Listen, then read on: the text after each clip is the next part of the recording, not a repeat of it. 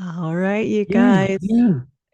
Oh, welcome to the Iconic Life podcast. Let's make sure I got my okay, there we go. All right. Yeah, so welcome back to the Iconic Life podcast, where we gather around the virtual tables for real soulful conversations about what it means to live a life of calling, of wealth, of joy, of purpose. I'm your host, Hannah Elsey. I'm the founder of the Next Era Wealth Community, creator of the Iconicity Movement. I call myself a transformation midwife, an overflow activator, and a movement builder of a community of visionary women and men who are choosing to lead and live lives they are wildly in love with. Here we don't do just surface level chatter. We go deep. We talk about truth and the kind of stories that remind us that we are limitless when we are walking in our divine purpose and identity. When I say living iconically, here is what I mean by that. It's remembering who you were created to be and choosing to live from that place fully and unapologetically. It's saying yes to your divine calling, even when it's messy, stretchy, chaotic, and building wealth, legacy, and joy from a place of overflow. It's leading movements, raising families, and co creating a life that feels like art with our Creator. Because living iconically means you don't chase a dream, you are the dream. And today, we get to dive into that with my guest, Rebecca. Welcome, welcome. So glad to have you here. Thank you so much, Diana. Just listening to your beautiful introduction just filled my heart so much. And it's such an honor, joy to be here with you. So glad. And I feel it's the perfect time in synchronicity with my own current journey. Yes. I love that word, synchronicity. Yes. Serendipitous and synchronous. All right, my friend. So, like I said, I'm not very formal here. I don't have like a formal intro for you. I like to give you the mic here and let you just kind of introduce yourself to the community and who you are, where you're at in the world, what you're doing. Yeah, just give us a little glimpse into you. Absolutely. I feel so honored and grateful to be here and talk about this topic because it is so dear to my heart. Because for me, as a mother and a single mother, I feel I have so much being conditioned into living from a place of sacrifice. And even though when I just had my first child, I left an abusive relationship and have been really through a lot since then. And that has been like as hard as it has also been my portal to reconnecting with myself and my inner wisdom, in my inner guidance, and my purpose, and my values, and also very much my needs and my desires. However, for a long time, I felt so much that I call them seesaw beliefs. I think many people call them limiting beliefs, but I really feel it is such a helpful picture. Like I used to think, okay, I decided to raise my kids without school because I didn't want them to be raised within this conditioning that often happens in traditional school environments. And most of all, I really want to spend time with these divine, beautiful, amazing beings, you know? That's why I became a mother, not to like have them being raised by other people and other people getting to be with them. No, like it's such a beauty and honor and joy to be with them. So that led me onto the path, like so many of these puzzle pieces led me onto this path of unschooling, where I already felt I've been putting so much of my visions, my values, my priorities, my desires. I've put them more into the forefront of my life rather than having them in the very back, because I think most people run their lives from this conditioning, and the conditioning is to put somebody else's agenda, often we don't know who it is, to let this direct our lives. We are living to other people's agendas, schedules, and we forget about ourselves. Mm. And I really felt, hold on, if I want to create thriving life, not only for my family, but also for all of humanity, I need to prioritize my own thriving and my own sustainability. And it can't be that it is this seesaw belief that, either I get to be with my kids and, make sure that they are well, and then I have to pay with my own well being. Mm. Or I prioritize my own well being and my whatever work or whatever, and then my kids have to suffer. No, I wanted to like make, or I really feel that the divine creator can't be thinking and feeling like that. Like he or she must really, I believe they want the very best for us, just like we as mothers, we want the best for our children. Like I wouldn't want my kids to think like, oh, like either I get to have money or I get to be healthy and well. Like, Mm. no, like I want them to be really fully blossoming. And Mm. so I want to live the same, both to inspire them and to live my truth and walk my talk, but also because I believe that is what I'm meant to be here, or to be here for.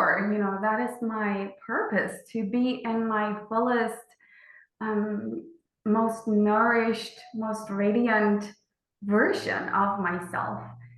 Like, I mean, I'm thinking like if I was the creator or if I was my own mother, that is what would make my heart be lit up, make me dance in the kitchen, like, wow, like it brings me so much joy to see you being like in your full truth, not holding back anything, shining your light, being abundant, and not living from a place of sacrifice.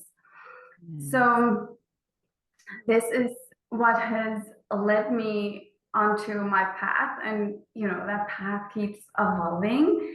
Mhm. And even though I've already created this beautiful life, and I was working with things I love and with people I love. I work as a mentor for parents who want to practice peaceful parenting and unschooling and want to bring in more community into their lives and so on. And I work with the most amazing people. The content of my work lights me up so much. It feels so meaningful. And I get to work from my garden or the beach or my kitchen or wherever. That was already so amazing. I got to spend so much time with my kitchen, with my kids, but also in my kitchen. But I just felt like suddenly, like I felt like the joy and the pleasure. I felt like add some more of that into my life. At the same time, I felt this crazy strong calling to learn aerial acrobatics, even though I've never done this before. But somehow over the years, I'd learned to trust my intuition so much Mm. that I thought, I'm gonna go for it. And I don't know why this is, what the purpose of this is. Like for the head, the logic, it doesn't make sense. But Mhm. as from now on, I'm living from my heart, and I'll let my heart and my body guide me.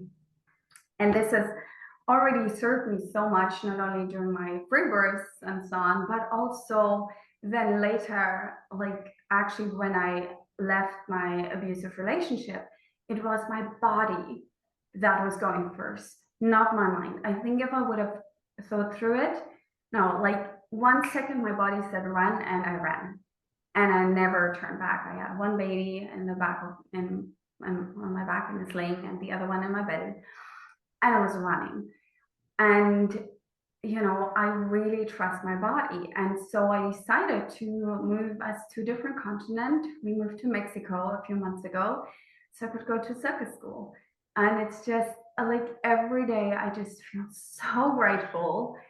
It feels like such a big dream coming true. I feel so Mm. alive. I feel this is exactly the medicine that I needed. Wow. Feels like you're aligned, right? Exactly. Yeah, that's so Exactly. beautiful. Oh, there's a lot that you just shared there, and that's so powerful. I hear you listening to your intuition, right? That's kind of I'm hearing that spoke so much clearer than the logic side of it. And I understand that. I think women in particular tend to tap into that a little easier. It's just part of our nature, I think. But I think it's something that humans can do as well. But I think as women, we tend to hear it a little clearer sometimes, as opposed to the logic side. And there is a lot of power to that, and learning to listen to that, both as a mother, as a woman, as a, human in this life, right? I agree with you on Mhm. that so much. And I too have kind of had to experience a retraining of myself to listening to that again, as opposed to, you mentioned the conditioning that Mhm. happens when we're in I want to say, the systems of the things that we are oftentimes raised in, not from a Mhm. place of being bad or anything. I'm not just, digging on that, but I understand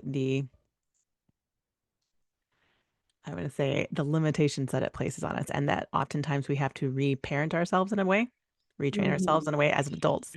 So it's very Mhm. interesting to me, like giving your kids that space and that freedom to not have to experience that and have to Mhm. do that on ourselves. We shall, that should be very intriguing to see how those human lives come out, right? So it's so interesting. I kind of love that. So moved to another continent with your family, like I hear a lot of bravery in this, and you mentioned some other things like that, not the either or, it's the both and, right? I hear Mhm. that, right? Mhm. You get to be abundant and right? You get in all of the things. You get to have your time with your children, nourishing Mhm. them and delighting in the desires have been placed within Mhm. your heart. And I think that's so beautiful. So, we often talk about this here is that, when we choose this iconic life, and our iconic life is very unique to each individual, correct? Like what is your iconic life is different than mine. I think that comes down to our Mhm. calling, or you mentioned, like, why are we here on this earth? What are we here for? Um, Mhm. so it's very distinct to each person.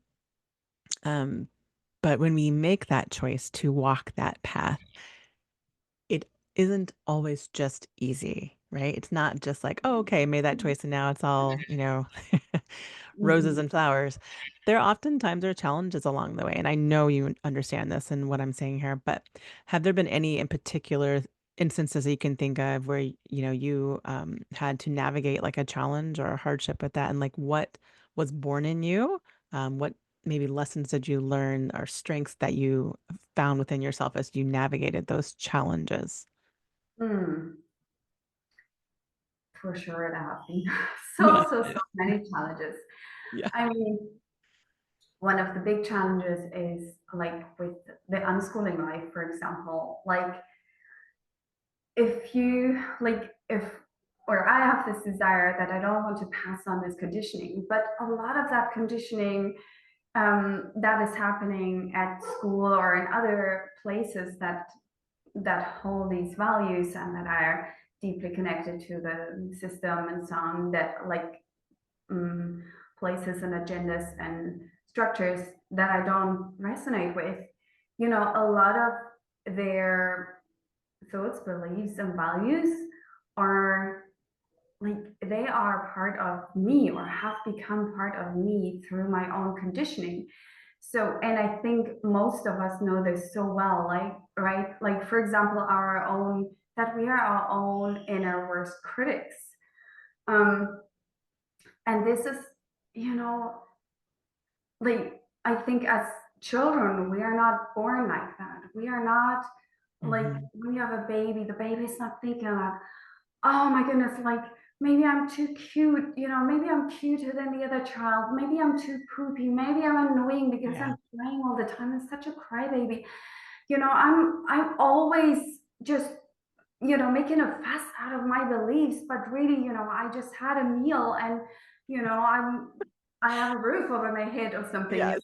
Like, babies don't think like that. They are just, unapologetically themselves, and they stand up for their needs and their wants and their beliefs and whatever. But then comes this conditioning, and the conditioning is so much about us being told that we're not enough, and there's such a big focus on mistakes, like when you're at school and you're writing an exam or something. It's about like there's a teacher going looking for the mistakes, and that has been like very much installed in myself and in many others too, right? Like we can scan back onto our day in the evening as mothers, for example, and we've done a million things, and we've done 99% of them amazingly well.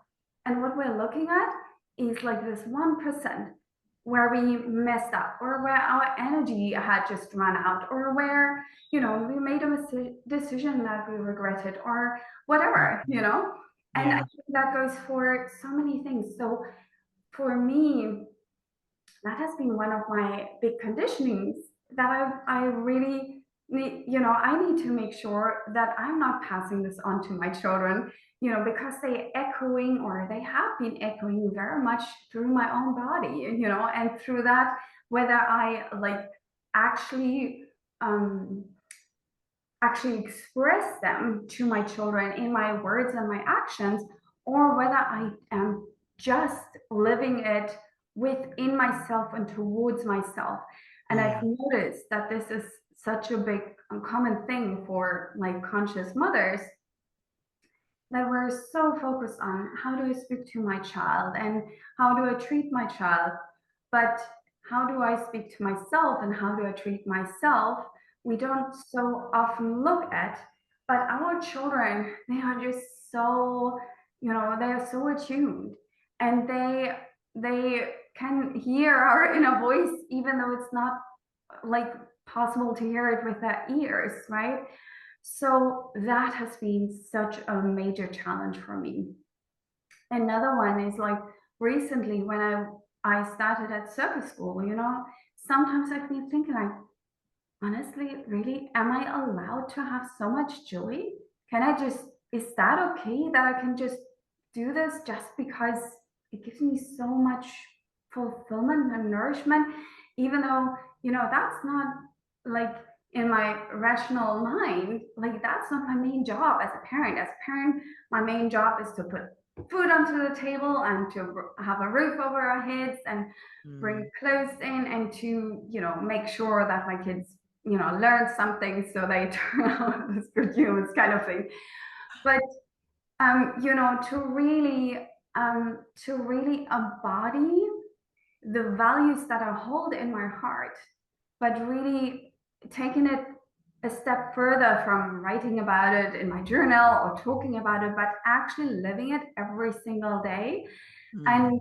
like stretching my capacity for goodness. And I think that is something that is very common, that our nervous systems are so wired for survival, that when we are bringing in more goodness into our lives, whether this is through doing area classes, or that might be through bringing in more money, or through going onto a healing path, or um, whatever, bringing in more actual physical safety, like it's very typical for people not to leave an unsafe environment, simply because the unsafety is their comfort Unknown. zone. And that took me so long to understand, because I thought the comfort zone must be something that feels really comfortable. So, and Mm. I didn't realize that our comfort zone means simply something that feels safe because we're familiar with it.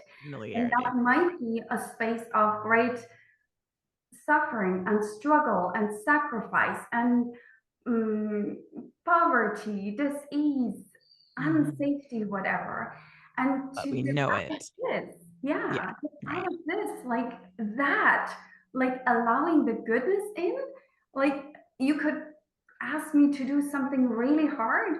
That would be so much easier to say, sure, bring in more money, bring in more joy. Yes, please, another massage.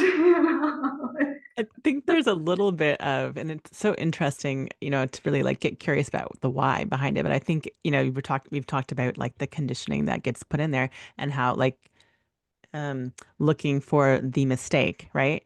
Or looking Mhm. at like what did we do wrong as opposed to the good, the great, the wonderful, all the things, right? It's that gap in the gain kind of a thing.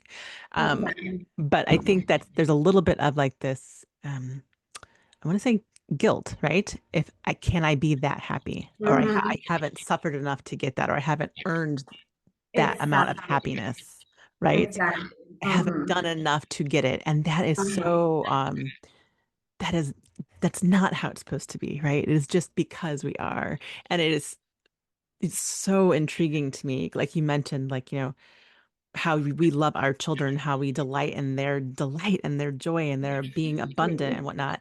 And how, like God is our Father and Creator, like he delights in us. And then like, oh, when you step back and look at it like that, you're like, oh, but that like it almost doesn't sit right with how we've been conditioned to Mhm. look at life. And I agree with you on that because I do think I mean, I don't know if it's again, women who feel this more than men. I don't know, but I know because I am a woman and I work with a lot of women. So I think Mhm. it's a very common experience that there's this little bit of like, oh, have I done enough to Mhm. earn that amount of joy? Mhm. Mhm.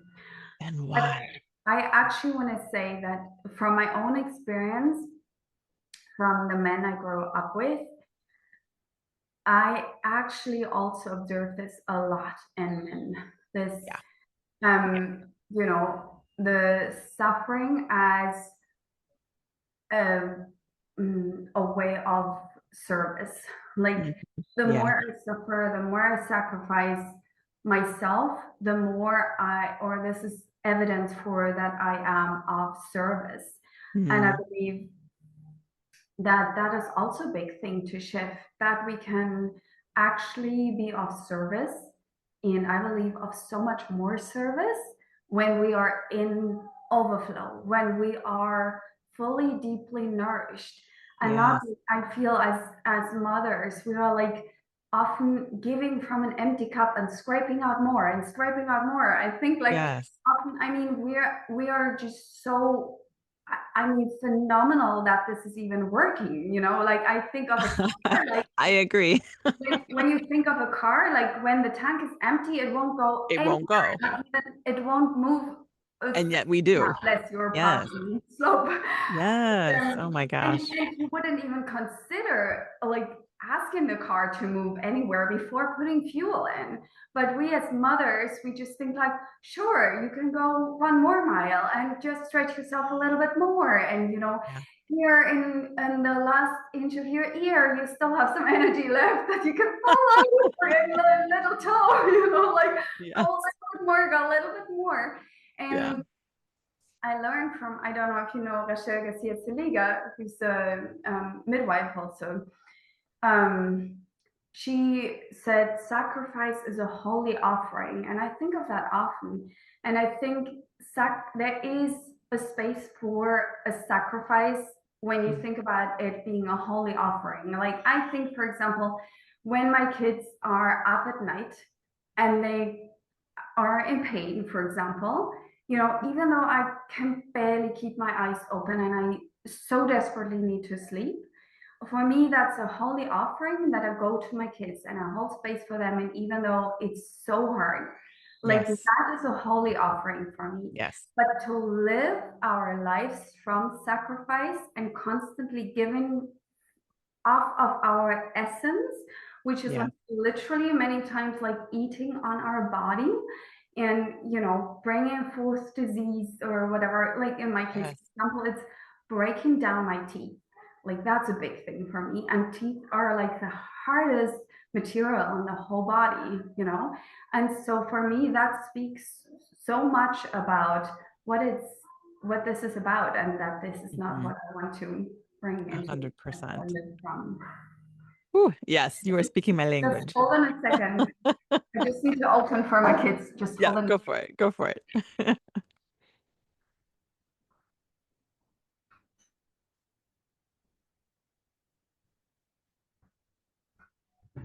Okay.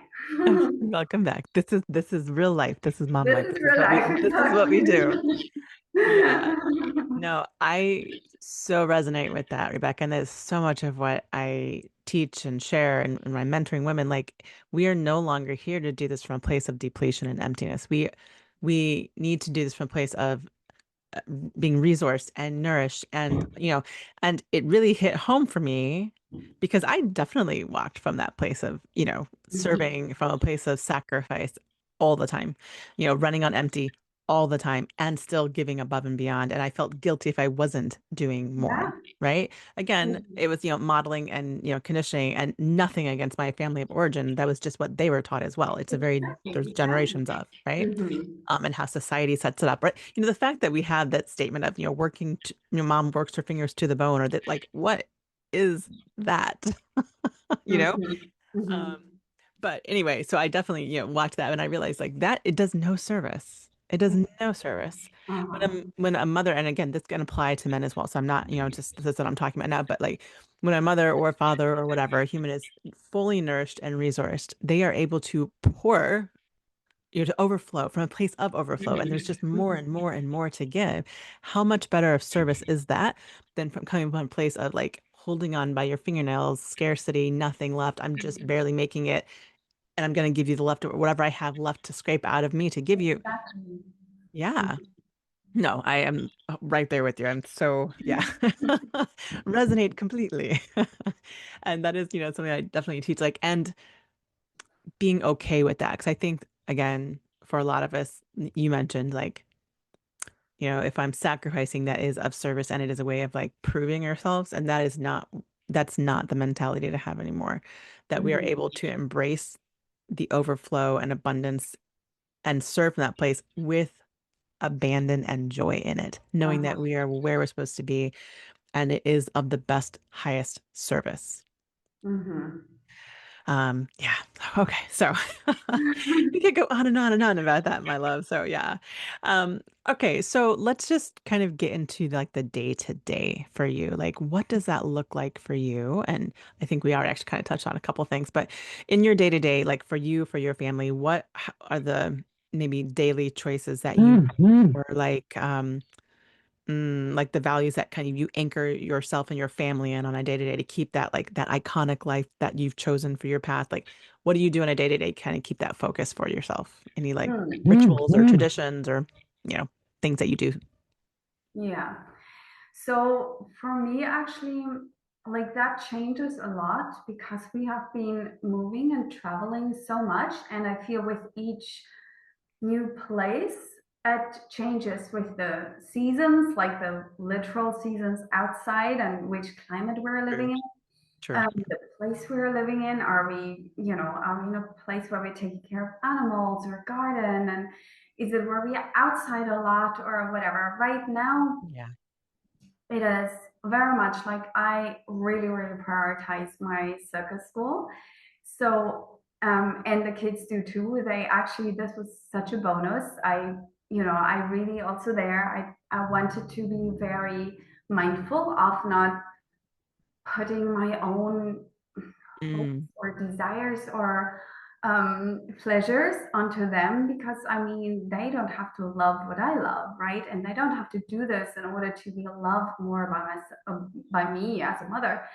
Um, right. Right. but they happen to also fall in love with circus, so that's really amazing. Okay. Yay. Um, so this is already a big frame for us. Like that's for me more or less the first thing I do in the morning that I go to circus school right now, when it's not winter break. And then a big part for me is to prioritize my own like physical nourishment with food. And Hmm. I so many times I've just been, taking the scrapes and the leftovers and so on.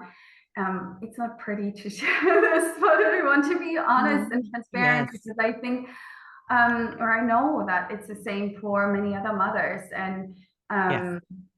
um, it's so powerful to recognize like, okay, I'm not the only one, but also there's a way out, right? Yeah. So for me, for example, pouring myself this beautiful hibiscus tea, which is called Jamaica here. Um, just that instead of just water, and instead of drinking it out of a bottle, putting it into a glass and drinking it with a straw.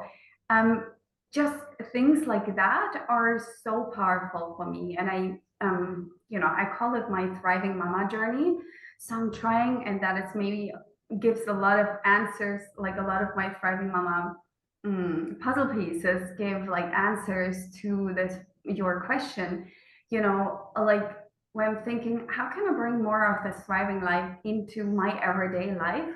Something that doesn't cost anything, something that is, I mean, some things like circus school, for example, Yeah. comes with a price tag, but also most of the things don't. It's mostly about me prioritizing myself and my Mm. well-being. Yeah. Um, then, us in general, live like eating fresh meals and eating together. And that's for me like a non-negotiable. It has always been. And so for me, it's even, I don't even think of it as being something. But I know that many other families don't do this. So for us, that's very, very important that we eat food that we really, really enjoy. Um, Yes. of course, spending time together, like snuggling and ready for the kids to feel seen. That is really important, seen and heard, that I really check in with them. And they are also, checking in with me. They ask me, like, Mom, how has your day been? And, so it goes both ways. And, being willing to receive is a big part of the Thriving Mama journey. Mm. And I also realized how much um, they desire to serve, not because somebody has told them like that's a good thing to do or you have to do this or something, but because it brings them so much joy, and just receiving a foot massage from my daughter or having my son bake a cake for me or make a meal for me or something, stuff like that. Yeah. That feels really important. Just spending a lot of time together, um, and being aware of what what their needs are and my kids' needs are. What is alive for them right now? I also usually try to do a little like gratitude ritual, just a few minutes for myself. Right now, I go. In Mexico, a lot of the roofs are like flat. So I go up in the morning, I go up onto the roof to Mm. look out over the jungle and just speak, like I usually speak it out loud, because I feel that's so much more powerful. What I'm grateful for, Yeah. just to anchor this in and really express gratitude to the creator and to myself and to life, and also to just anchor myself in the goodness that I already have, because I feel so many times we're so focused on all the other things that we want to bring in, and that's also beautiful, but also just to appreciate all the many things that we I already hear. have. And just to Yeah. feel, goodness me, my body, like, it works, it breathes, it digests, it does all Yes. the things, and I am totally pain free today. Things like that, I feel Yeah. they are really a miracle. And to remind myself of that every single day. Another thing is, for example, going to bed early. Um, Mm. Prioritize my sleep, and talking to my kids about habits. And again, like I said, as we're moving a lot and being in different places, it also is an invitation, as much as it's sometimes also challenging because it's something new, but it also is an invitation to rethink, okay, what do we want to prioritize right now? Like, Yeah. when do we want to go to bed, for example, and what do we want to do in the evenings before we go to bed, and so on. So these are all little puzzle pieces Yeah. that are really, really helpful for me. But it's the puzzle pieces, right, which are creating the masterpiece of, right? And that's so powerful because it's the little things that compound over time. Mm-hmm. And like the gratitude on a daily basis. And like you mentioned, like being so grateful even for this body that works every day. Like when you stop to think about the how our body carries us through the day and the different things that it does without us even thinking about it, the digestion, keeping us at us like a Mhm. working, like, oh my goodness, I marvel at it, right? And I have taken that myself of like being grateful, so grateful every day for where it's at. And it's not always perfect, but being so grateful Mhm. for where it's at. And that's Exactly. so powerful. And even with our bodies, we're very much conditioned to always look at the things that are not perfect. When Yeah. we Picking feel it our apart. lips are not perfect or something is painful or whatever. And, what about all the other things that are perfect and Right. absolutely magnificent? And Yeah. also, like, when things like that arise, like, think about that is, if this is still perfect, like, what is my body trying to express through that? Okay, Mm, like, if I have pain in my foot today, for example, maybe my body's asking me to slow down a little bit, right? And I mhm. didn't listen before, so it needed to give me some pain, so I actually feel like it's so uncomfortable to keep on So true. moving. So I just, true. need to take a moment Oh. or to not run around so much. And Oh my goodness, you were so right on that, Rebecca. Because it's so funny when you said that, I'm like, it just triggered something for me because I'm a midwife as well, right? And I work in the hospitals for the most part because that's why I want to bring that midwifery there. And so, like, as I'm sending moms home, I'm talking with them about, what to expect over those few weeks, whatnot. And I often will say to them, if you do too much too fast, your body is you're going to start hurting more, you'll start bleeding more, et cetera, et cetera. And that is your body talking to you. Pay Mhm. attention and listen to it. And it's so funny because you just said the same thing. I was like, oh, that's exactly right. Like, what is our body trying to tell us? It speaks. Pay attention. Exactly. And even, the last week I was in a mentorship call with one of my clients, and she said, like, that she was feeling something in one of her breasts, and she said, and she's very much into holistic health and healing and so on. But she said, like, oh, I'm doing all the things, I'm trying to do all the detoxing and the supplements, Mm. and I think I need to see this practitioner and that practitioner, and I feel like, oh, I don't want the conditioning to take over, to think like I'm about to die. Right? But I'm already trying all the things, and I said, like, okay, but hold on, you know what if you just stop this for a second, for a breath at least, and think about, Hmm. maybe there's a message. So maybe it's not, don't need to get rid of this as fast as you can. Maybe before that happens and before that can happen, you get to receive the message, right? Because otherwise our bodies will, even if sometimes through all kinds of A treatment, different avenue. they are alternative or whatever. Yeah.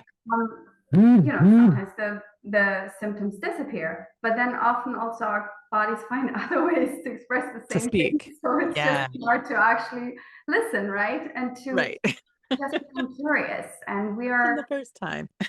yeah, and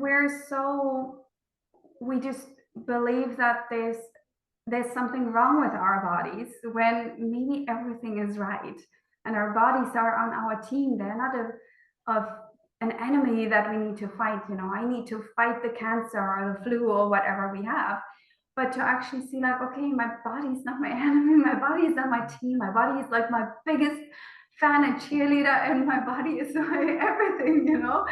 Yeah. um, like, how can we meet ourselves on all levels, including the body, with so much more grace So and true. simplicity and love, No, I mostly love that. unconditional love. I think that Yeah. is just something that, that is also part of the unschooling path for me, to live, to raise my kids with unconditional love, and Hmm. also to love myself unconditionally. Yeah. No, it's so true. It's a really powerful gift that we can give ourselves that then I feel ripples down into our families. Because like you mentioned Mhm. earlier, our children watch us and they don't watch just what we're saying.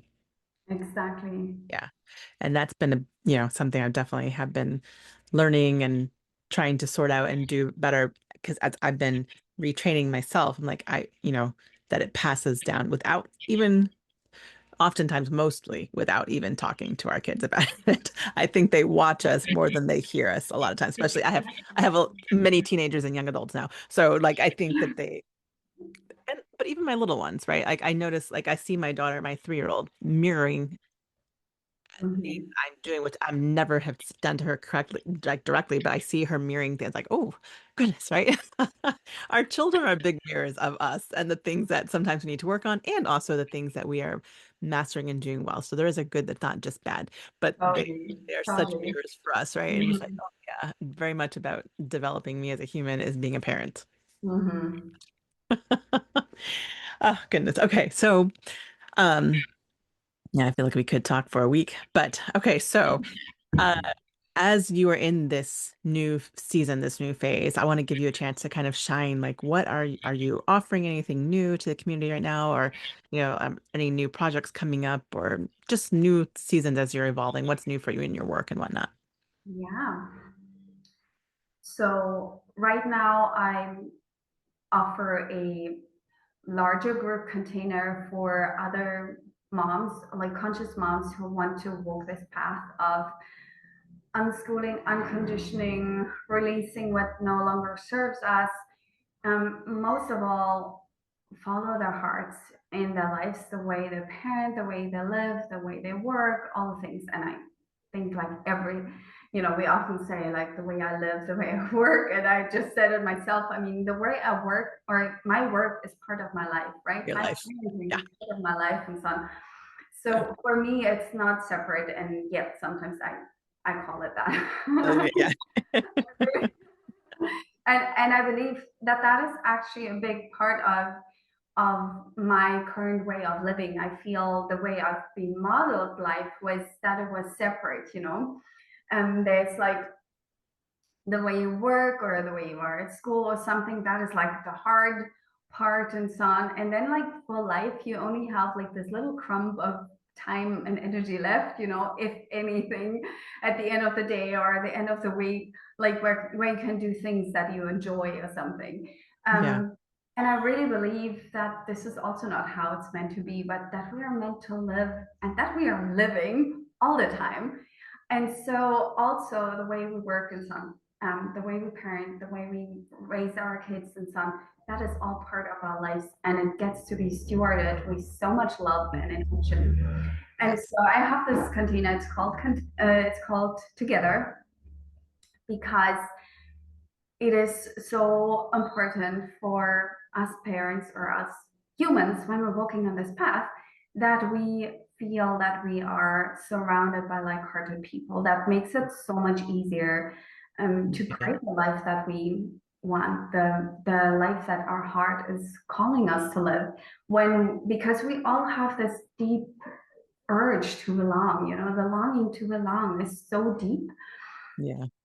so Yeah. powerful that I mean that made me and many others into a people pleaser because we have this such a like the longing to belong is so central because it's such an essential need for us as humans that we're willing to sacrifice a lot of our values and needs whatever just for the sake of belonging. Yeah. However, today like we can really choose and we have so many possibilities today how we can change our lives. And so we get to choose who we want to belong to, and we can move. And we don't even have to move. We can also just join like online communities, right? That's also a big part of what you're doing, Hannah. So, how powerful this is to be Yeah. in a room with like-hearted people and feel like, okay, here nobody's trying to argue me out of this. Nobody's debating whether this is a good idea or something, but everybody like believes in me and my vision and is curious and wants only the best for me. Because I think in the old ways it was so much about serving the collective, and serving the collective was often combined with giving up ourselves, our own needs, abandoning ourselves, and that would be our greatest service. And like I said before, we both said like you and I believe that we are of greatest service when we are well, and when our kids are well, and they can also be of greatest service. So this is a space that anybody can just join like any moment, or any mother. It's a space for mothers, And we do mentorship in there so mothers can share. Like yesterday, one mom, I asked like, what are you celebrating right now? And one mom answered like, I'm not celebrating anything right now. I'm just my 2-year old is just crying all day long about all the things, and I just feel I also just want to cry. And having a space like that where you can just share all the things, Yeah. that is just so powerful. But also very much the celebrations, because I feel it's very important to that we don't connect only in the suffering. That's part of it. Like the hardship is part of it. That's part of Mhm. life. Even of having a good life, there will be hard times, hard things, whatever. Yeah. But then also really celebrating and not feeling that the suffering is made of our identity as individuals or as the collective. Mm. And yeah, so that is together. And you can ask all questions about business, about world schooling, about, maybe some women have their kids at school or at kindergarten and just want to stand up for the needs of their kids A in different way. in the life that they are living, and can Yeah. share, what comes up there. And it's so incredibly empowering when you hear how mothers are doing this, and Yeah. how this is having ripple effects on like the mothers in our circle and also in her circle and the physical circle and so on. So that is together. Then I have call it my signature. I don't call it a program. I don't do programs. I don't want to program anybody. A signature journey. Offering journey. Yeah. It's offering, exactly. It's it's called Rooted and Free. It's for 8 women only. Right now doors are closed, but maybe in a month or two or something, I will open doors again. This is like a close, intimate circle, which is incredibly beautiful and powerful. And we dive deep. We really, really connect on, and I drop in a lot of inspiration, and the women really feel that, wow, this is like our safe space. And women in there share like that they never believed that is possible, to connect with these women from all over the world Yeah. in such a short time, and feel so deep connection, so great trust, and create so beautiful, caring, loving, uplifting sisterhood. When I say that, is actually something that happens in all of my spaces. There is just so incredibly beautiful people, mostly women. Inside of these spaces, there is just this uplifting, caring energy, and I just love this so much. So there's no sense of competition or anything like that, but just such a genuine sense of wanting the best for everybody, I love it. and yeah, deep connection. It's beautiful. Um, I right love that. now, I just offered. I don't know when this podcast will be released, but I'm just offering a brand new experience. It's called the Village Held Mother, and this is a very exclusive offering for also for 8 women only.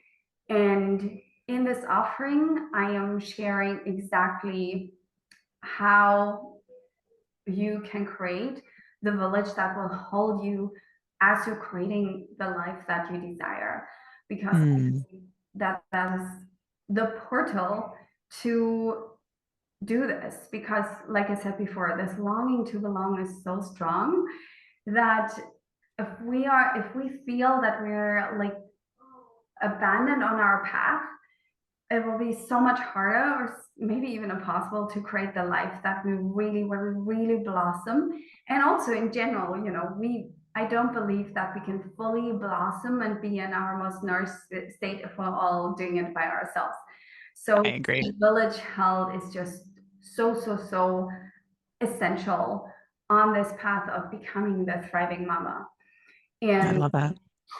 Yeah, So and that's coming out soon because this episode should be coming out. Let's see, it is like January, kind of like the end of January. So about 2 weeks ish. So okay, I don't know when then you're maybe opening those I have doors. started already, but I will Okay. probably offer this again also. And then of course I offer one-on-one support. So that is for the mother who also wants to create a life that she really feels that it's her own life, like the life that she vibrates with and resonates with, the life that she believes in and that Mm, is aligned with her vision, but who just feels, for example, that, you know, many mothers feel like, okay, I don't want a whole group. I desire a space that is just for me. I don't have to listen to anybody else. I don't have to, care about anybody else. I mean, it's so different, right? For some hmm women, that's exactly what they need, the sense of, wow, we're coming together and we are bringing all the offerings to the table, our challenges and our celebrations and everything in between and beyond.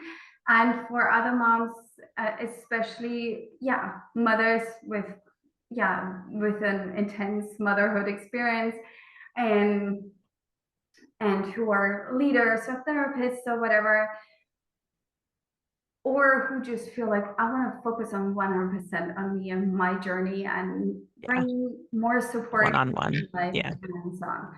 So, or creating something very specific, when you want to maybe free birth. Like for me, when I planned my first free birth, I always say that when we are first doing like the first step of like going out of this little box and daring to step out into this new realm, it feels really scary, and it's like this little seedling.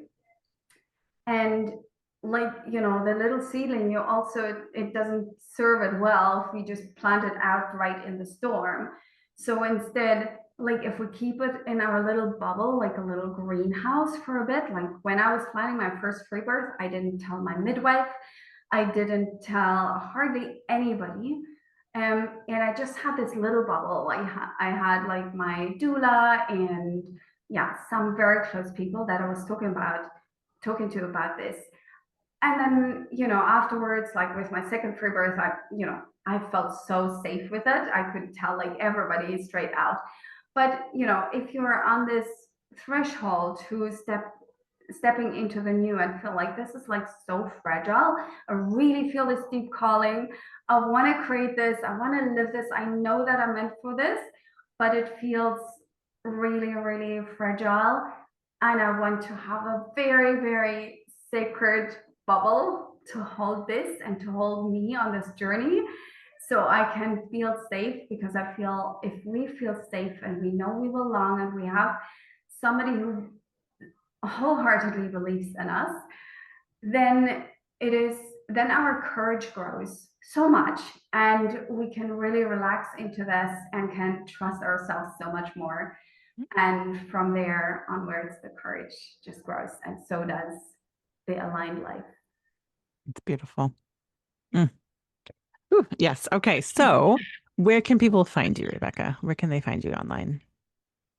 I have a website called ittakesavillage.se, Love it. and I'm also on Facebook and on Instagram, same thing, ittakesavillage.se. I'm also on Telegram. In there, I think it's just it takes a village, maybe. So But if it you go takes a onto my village. website, it takes a village. It takes a, Exactly. I love it. Yeah. All right. That's good. And that's so appropriate. It takes a village. You said .se, right? Okay. That's And Sweden. we'll be sure to include that in the show notes as well so people can find you. But yeah, no, I love that. And yeah, oh my goodness. There's a lot of beautiful options, nourishing options in which to connect either in a community or one-on-one, like you said. And I love that. Mhm. Mhm. All right. So as we are wrapping up, I just have a couple of fun questions I like to ask everybody at the end of the show. So, Absolutely. first one is, what is a favorite drink or food, either right now or an all-time favorite? Mm. My favorite drink is a mama drink. And the mama drink is actually not anything like, it doesn't have any specific ingredients, but it was created by a friend of mine whom I visited. And one day she just came, we were staying in the caravan, and she just came over with me from her farmhouse with this glass, like a big wine glass, like with a golden lining. And she handed me this glass, and it had some kind of, I don't remember, I think it was kombucha with berries or something like that. And she said, Rebecca, this is a mommy drink. Oh, And she only gave it to me. She didn't make any for neither her family nor for my family, just for her and me. And it was just, it has planted this beautiful seed in me that it's okay to prioritize ourselves. And that didn't mean that her family got to zip on hers and my family got to zip on mine. But just this like, okay, we got to prioritize ourselves and bring in these little sparkles of goodness. And that's what this is also mommy drink, like yes.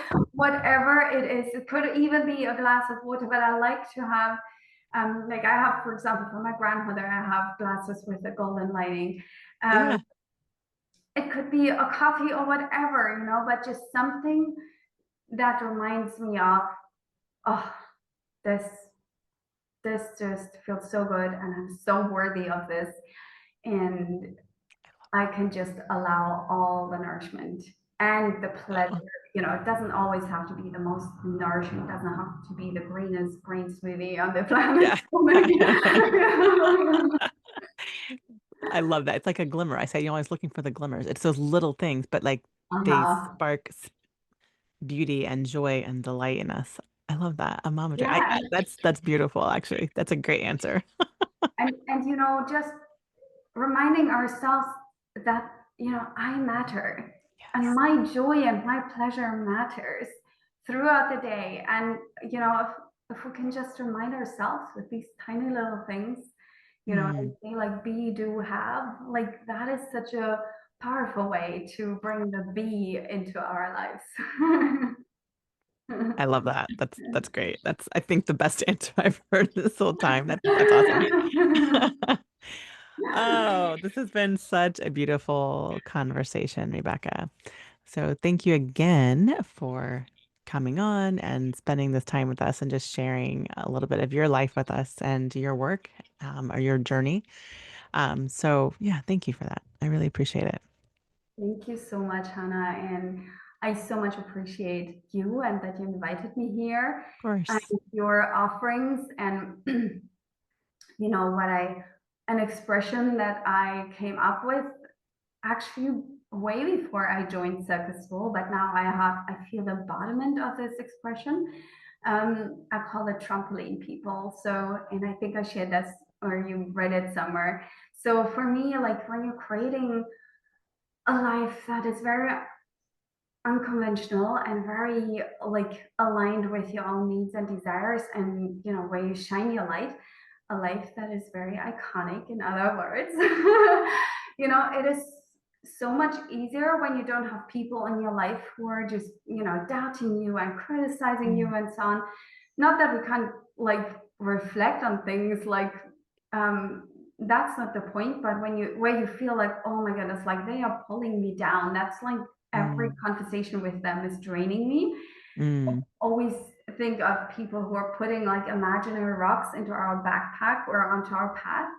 And then you have trampoline people, and trampoline people are those that put like trampolines in front of you on your path, and you mm. can just like leap forwards with ease and joy, and you have people who are cheering you on. And that's also, I mean, in my, like literally in my trampoline, my acrobatic Yeah, classes, that's awesome. everybody like standing around me like, yeah, Rebecca, you did it. That is like the power of trampoline people, and you're creating so many spaces, or all the spaces that you're creating is like filled with these Mm, trampoline people, and that's so powerful and so beautiful. thank you. And I'm so grateful that I get to be part of this, and to remind each other of both what is possible, how it is possible, and that it is safe to do this, that we can co-regulate and normalize to live a life with overflow and beauty and abundance, to live an iconic life. Thank you. Ah, I love it. That is so perfect. Well, on that note, thank you. Thank you again, Rebecca. And thank you, everyone, for joining us today for another conversation inside the Iconic Life podcast. You guys, this space exists for people who know that there is more available and who are willing to choose it with intention. And here's, I think, what I want us each to remember is that our life isn't built in the someday out there, right? It's shaped in the choices that we make right now, every day, the conversations we lean into, the standards that we hold for ourselves and for our lives, the way we decide to live, lead, and love, right? An iconic life isn't something that you chase, it's something that you choose again and again. And you guys, if today's conversation sparked something inside of you, please share this episode with a friend. Leave us a review. That really helps us to get the message spread, but help us spread this message, this movement of women and men who are living, leading, and loving iconically. I'll meet you back here next time.